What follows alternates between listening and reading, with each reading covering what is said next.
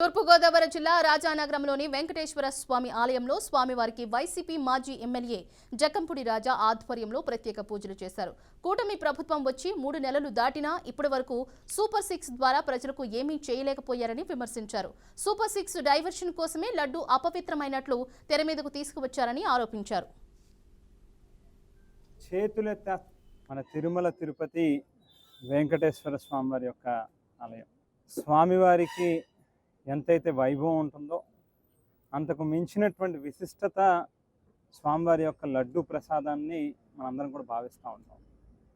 ఇవాళ కేవలం ఏదైతే ప్రజలకు ఇచ్చినటువంటి వాగ్దానాలని నెరవేర్చలేనటువంటి తరుణంలో ప్రజలని ఏమార్చి ఈ రోజున రాష్ట్ర పిలుపు మేరకు ప్రతి నియోజకవర్గంలోనూ దేవాలయాల్లో ఈ తిరుపతి వెంకటేశ్వర స్వామి లడ్డు విషయంలో జరుగుతున్నటువంటి ఏదైతే అరాచకం ఉందో దానికి తొందరలోనే స్వామి ఒక